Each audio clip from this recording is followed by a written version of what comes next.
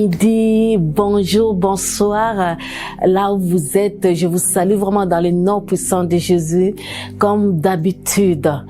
Alors, Caris est là, avec toute son équipe, et nous sommes vraiment dans la joie de vous accueillir sur cette plateforme de Caris, là où coule l'onction des grâces, des joies, des paix, parce que je suis moi-même la paix, je suis moi-même la vie, je suis moi-même Caris, Caris qui est la grâce. Oui, c'est Jésus qui est la paix, Jésus qui est la vie, bien sûr, on se comprend, mais je dégage cela. En moi, il y a la paix de Dieu, en moi, il y a la vie de Dieu, Zoé, la vie de notre Seigneur Jésus-Christ en moi. Et je vous les transfère, toutes mes salutations, toute la joie du Seigneur, toute la paix divine de notre Dieu, la protection de notre Seigneur, je vous les envoie avec tous mes bisous, avec tous mes câlins, parce que je vous aime beaucoup, mes charismatiques.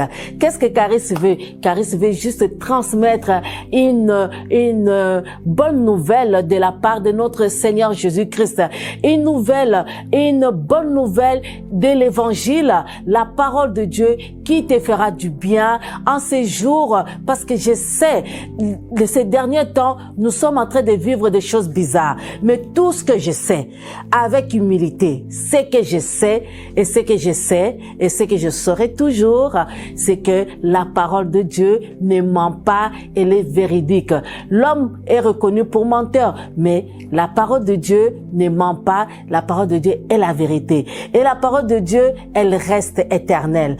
Tout passera, mais la parole de Dieu ne passera point. Tout ce que nous voyons va disparaître un jour, mais la parole de Dieu ne disparaîtra jamais, parce que c'est celle-là qui va t'accompagner avec tes œuvres que tu vas accomplir sur cette terre de vivant.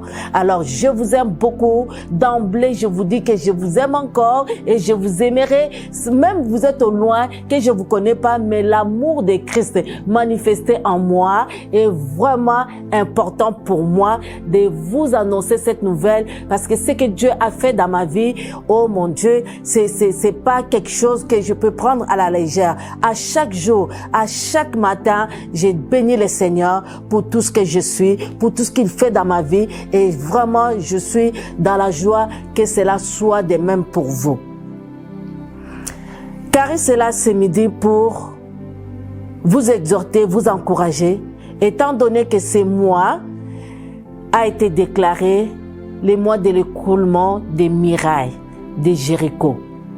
Comme vous le savez, ceux qui suivent Christ en action, de près comme de loin, notre pasteur Fofi, le leader de Christ en action, il est toujours là pour nous amener à une dimension, à haut niveau de ce que nous sommes, que nous soyons toujours à la page et que nous ne soyons pas déconnectés, parce que nous savons que ce que Dieu fait pour nous est très important pour nous, et cela nous demande d'être aussi accrochés à notre Seigneur Jésus.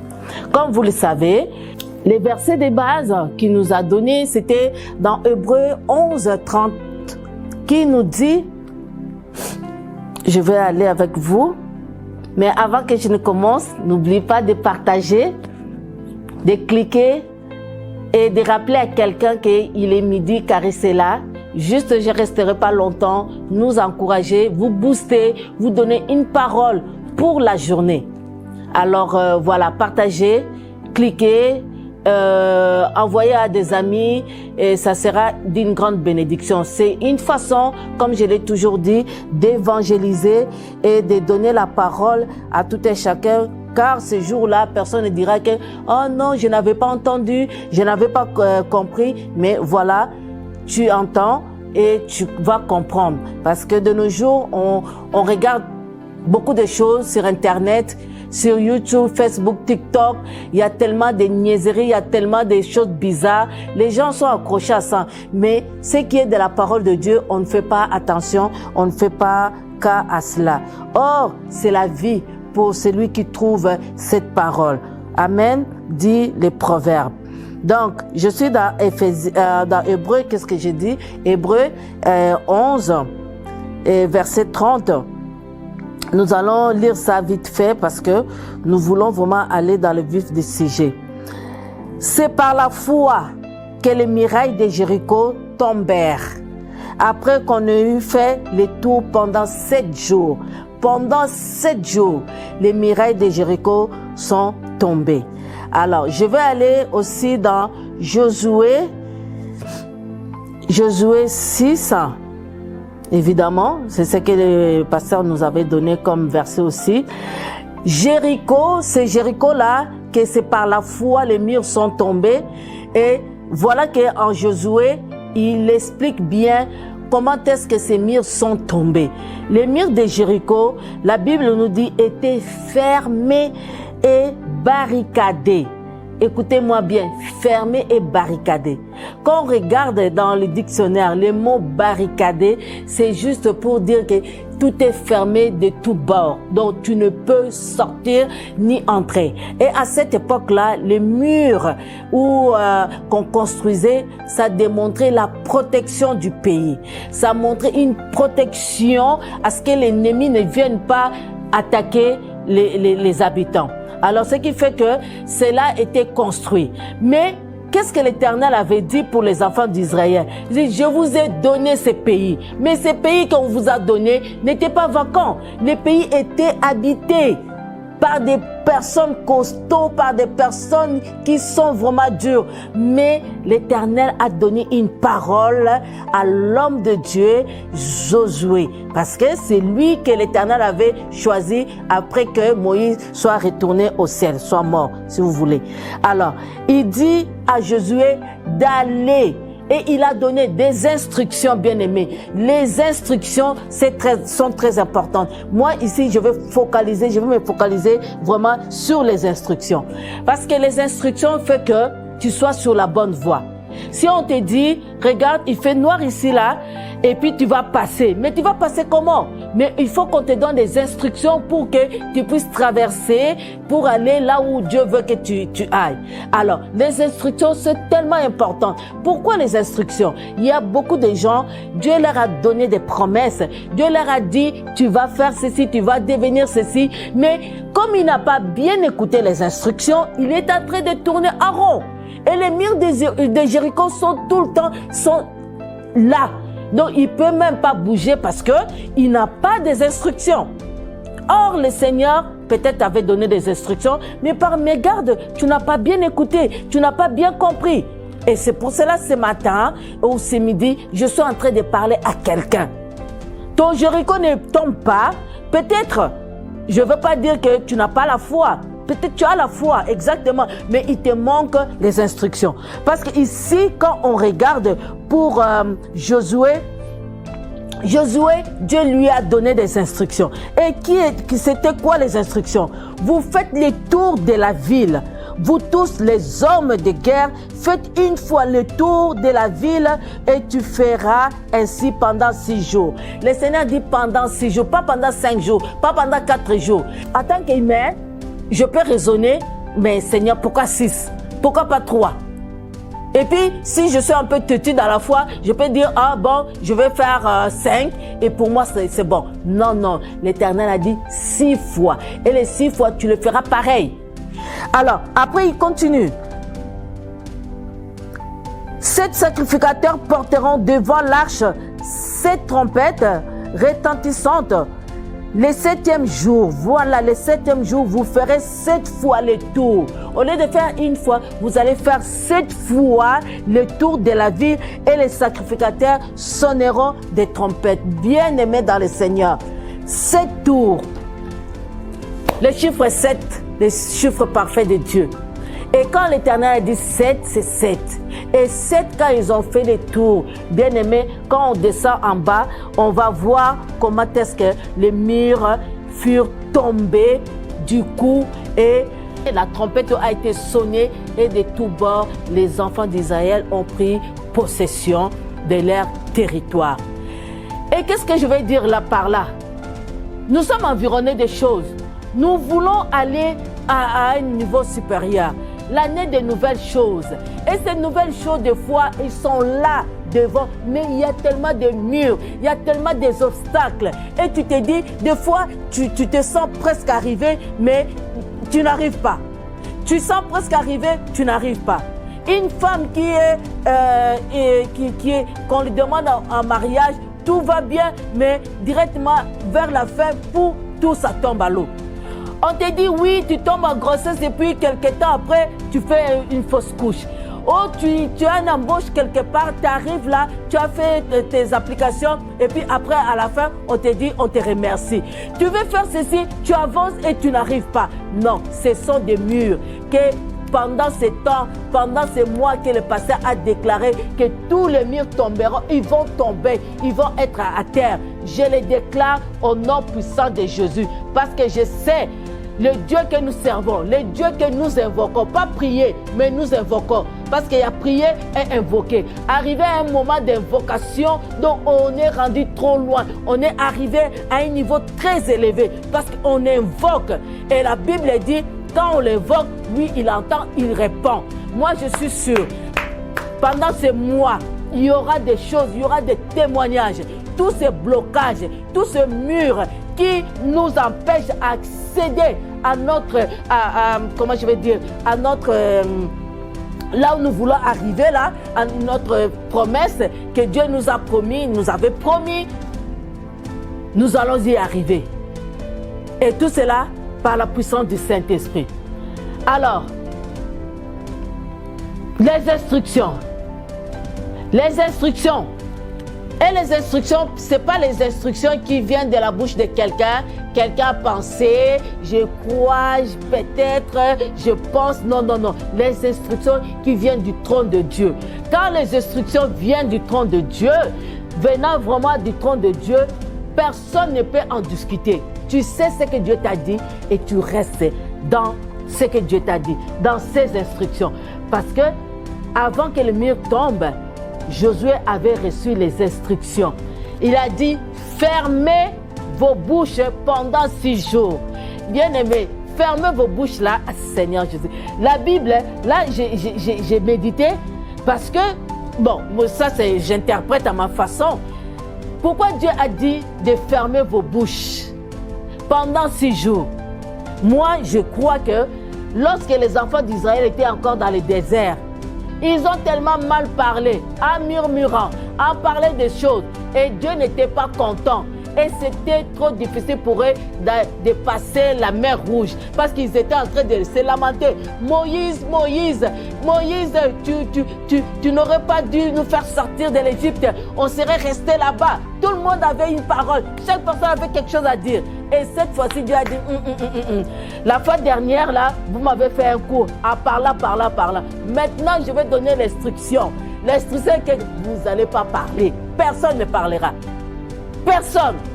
Des fois, dans tes instructions, là, Dieu te demande de ne pas parler. Oh, merci Seigneur. L'histoire de Zacharie me vient dans la tête, là.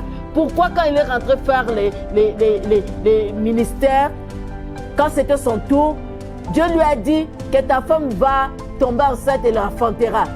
Et Zacharie était en train de parler des paroles de doute. Et l'Éternel lui a rendu même muet. Oh, merci Seigneur. Attendez, Dieu peut te donner des instructions. Faites attention de ce que tu vas dire. Parce que si tu dis n'importe quoi, tu peux devenir muet ou soit tes promesses peuvent tomber à l'eau. Pourquoi? Parce que tu commences à raisonner.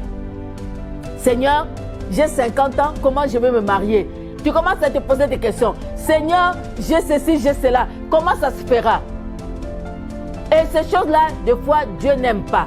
Des fois, il te dit, ferme ta bouche, n'en parle pas, jusqu'à ce que les choses vont arriver.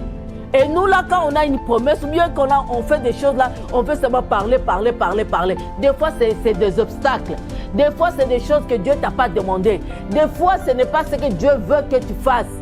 Alors, faisons très attention aux instructions. Les instructions sont tellement très importantes, bien-aimés, parce que tu ne peux pas parler n'importe comment. Si tu veux parler, parle le langage de Dieu.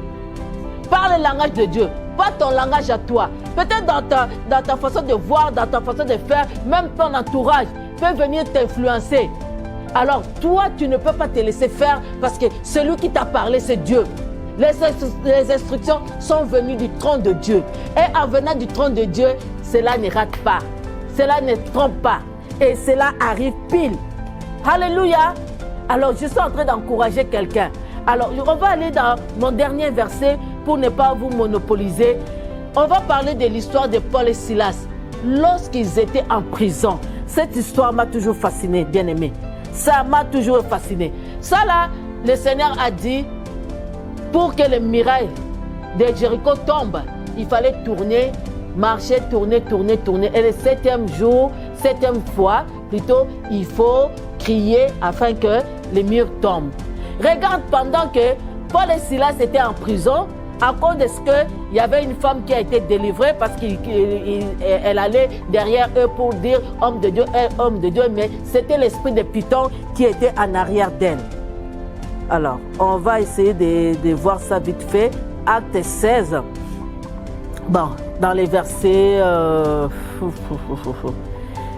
Alléluia. Verset 16, on voit la dame qui était après eux, qui disait n'importe quoi pendant plusieurs jours. Paul était tellement fatigué, à un moment donné, il dit à cet esprit, je t'ordonne au nom puissant de Jésus. Et l'esprit sortit de la dame. Les gens n'étaient pas contents, ils l'ont amené devant les sacrificateurs pour les accuser, Paul et Silas et toute son équipe. Mais qu'est-ce qui s'est passé après? Tout au plus vers le verset 21, ce sont des Juifs qui annoncent de coutume qu'il nous est permis ni de recevoir ni de suivre à nous qui sommes romains. La foule se souleva contre Paul et Silas. Oh mon Dieu, quelle affaire! Après qu'on les eut chargés des coups, ils les jetèrent en prison en recommandant au geôlier de les garder sûrement. Tu peux traverser des moments difficiles.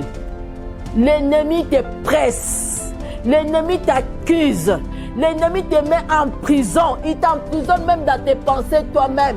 Il t'emprisonne même dans tes déclarations. Sans le savoir que toi-même tu te mets en prison. Et la Bible dit que les geôliers ayant reçu cet ordre, les jeta dans la prison intérieure et leur mit les sceptres aux pieds. Vers le milieu de la nuit, Paul et Silas priaient et chantaient les louanges de Dieu et les prisonniers les attendaient. Voyez-vous ici là, une autre recommandation, une autre instruction. Et là, ils étaient en prison. Ils ne se sont pas battus. Non, ils étaient dans la paix. Parce que cette histoire qui s'est passée, la guérison de cette dame-là, ça venait du trône de Dieu. Alors, les gens n'étaient pas contents. Qu'est-ce qu'ils ont fait? Ils les ont mis en prison, en les tabassant, en les liant, en faisant toutes sortes de choses. Mais, regarde-moi ça là. Ils reçurent de Dieu, ils commencent à chanter, à prier des louanges de qui? De Dieu. Et ça, c'est l'instruction de Dieu. Tout à coup, il s'est mis un grand tremblement de terre en sorte que les fondements de la prison furent ébranlés. Au même instant, toutes les portes s'ouvrirent et les liens de tous les prisonniers furent rompus. Par quoi? Par la louange. Par la louange. Bien-aimé, la louange est une arme spirituelle très puissante dans le combat. Nous ne devons pas négliger la louange. Elle est très importante. C'est une arme puissante qui brise les joues, qui délivre. Alléluia. Alors, les hommes de Dieu, en chantant, en louant, les fondements furent ébranlés. Je déclare cela. Tes ennemis vont rester dans la honte. Tout ce qui est fondement, qui est dressé contre toi, de la part de l'ennemi, au nom puissant de Jésus, je viens les écrouler par le nom puissant de Jésus. Et maintenant que cela tombe, tombe et tombe. Alléluia.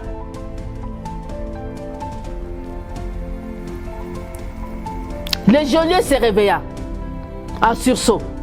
Et lorsqu'il vit les portes de la prison ouvertes, il tira son épée et allait se tuer, pensant que les prisonniers étaient enfuis. Je vais m'arrêter là. La louange, c'est une arme que tu peux utiliser pour faire tomber tes murailles. Quand Quand tu reçois une instruction, tu dois suivre. Ton instruction, c'est rentrer en jeûne et prière. Rentre en jeûne et prière, si tel est le cas, les instructions qui viennent de la part de Dieu. Ne reste pas oisif. Ne reste pas en train de pleurnicher pour dire que Seigneur, qu'est-ce qui m'arrive? Qu'est-ce qui m'arrive? Ma vie. Non, non, non, lève-toi. Lève-toi dans la louange. Lève-toi dans les jeûnes. Lève-toi selon que l'instruction de Dieu te sera donnée. Tu n'as qu'à faire quoi? À suivre et à gagner ton combat et à faire tomber tous les murs qui se dressent au-devant de toi. Mur familial, mur de maladie, mur social, mur de tout ce qui peut arriver dans ta vie ou dans ta famille. Tu les fais tomber dans le nom ou au nom puissant de Jésus-Christ. Alléluia. Nous avons vu aussi, pour finir, Josaphat. Ça, je vais écouter ça parce que j'aime bien cette histoire. Josaphat, qu'est-ce qui lui a donné la victoire? C'est la louange aussi. C'est la louange. Quand, je vais faire ça vite fait là. 2 Chroniques. Ok, 2 Chroniques, on est dans 2 Chroniques 20. C'était, excuse-moi, les fils de Moab et les fils d'Ammon, et avec ceux de Moabites, Moanites, marchèrent contre Josaphat pour lui faire la guerre. Qui te fait la guerre? Qui veut s'élever dans ta vie pour te faire la guerre? Des fois, ce n'est même pas oh, qu'est-ce qui m'arrive ou à ma vie. Non, non, non, non. Les ennemis, les sorciers, tout ce qui ont de mauvais. Comment je vais dire ça?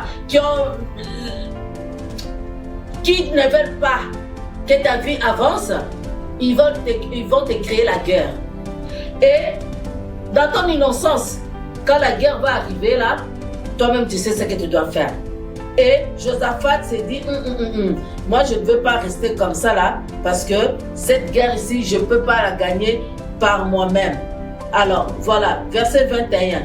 Puis d'accord avec le peuple, je résume parce que l'histoire est longue, il nomma des chantres qui revêtus d'ornements sacrés et marchant devant l'armée, célébrant l'Éternel et disaient louez l'Éternel car sa miséricorde dira toujours. Au moment où l'on commençait les chants et les louanges, écoutez-moi bien, au moment où on commençait les chants et les louanges, qu'est-ce qui arrive? L'Éternel plaça une embuscade contre les fils d'Ammon et de Moab et ceux de la montagne de Séir qui étaient venus contre Juda. Et ils furent battus. Pouvez-vous imaginer? Juste la louange? Juste la louange? Juste la louange? Ah non, notre Dieu est puissant.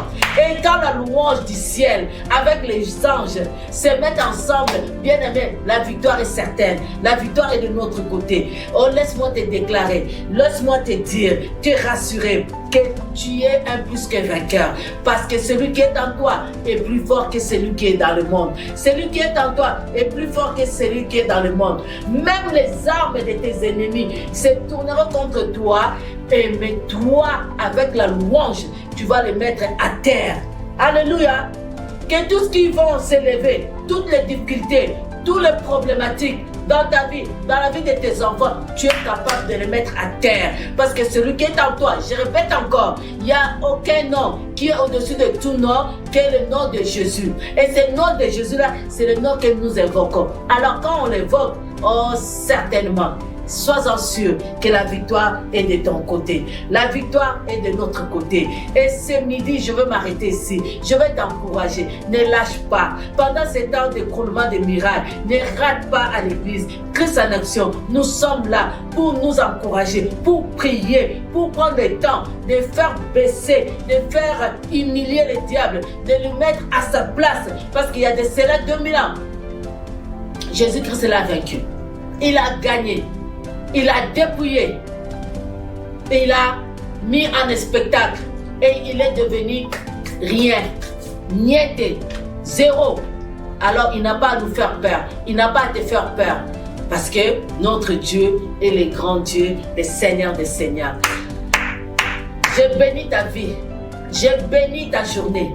Je bénis ta famille. Je bénis tout ce que tu fais, tout ce que tu entreprends, tout ce que tu touches.